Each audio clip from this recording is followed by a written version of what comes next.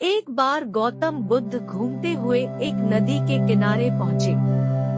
वहाँ उन्होंने देखा कि एक मछुआरा जाल बिछाता और उसमें मछलियाँ फंसने पर उन्हें किनारे रख दोबारा जाल डाल देता।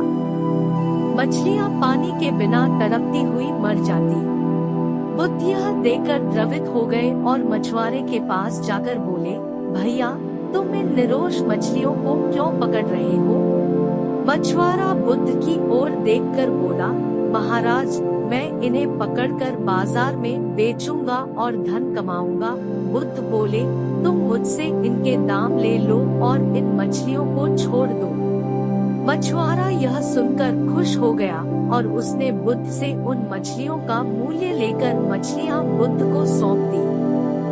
बुद्ध ने जल्दी से वे सभी तड़पती हुई मछलियां वापस नदी में डाल दी।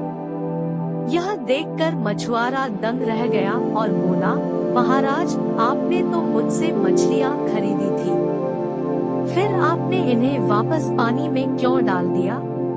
यह सुनकर बुद्ध ने कहा, ये मैंने तुमसे इसलिए खरीदी है ताकि इनको दोबारा जीवन दे सकूं। किसी की हत्या करना पाप है। यदि मैं तुम्हारा ही गला घोंटने लगूं तो तुम्हें कैसा लगेगा? यह सुनकर मछुआरा हैरानी से बुद्ध की ओर देखने लगा। बुद्ध बोले, जिस तरह मानव को हवा और पानी मिलना बंद हो जाए तो वह तड़प कर मर जाएगा, उसी तरह मछलियाँ भी यदि पानी से बाहर आ जाएं तो तड़प कर मर जाती है। उनमें भी सांस है। उनको तड़पने देखकर तुम कठोर कैसे रह सकते हो?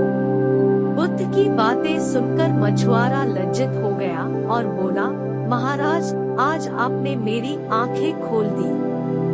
अभी तक मुझे यह काम उचित लगता था, पर अब लगता है कि इससे भी अच्छे काम करके मैं अपनी आजीविका चला सकता हूँ। मैं चित्र भी बनाता हूँ। आज से मैं चित्रकला से ही अपनी आजीविका कमाऊंगा। इसके बाद वह वहाँ से चला गया और कुछ ही समय में प्रसिद्ध चित्रकार बन गया।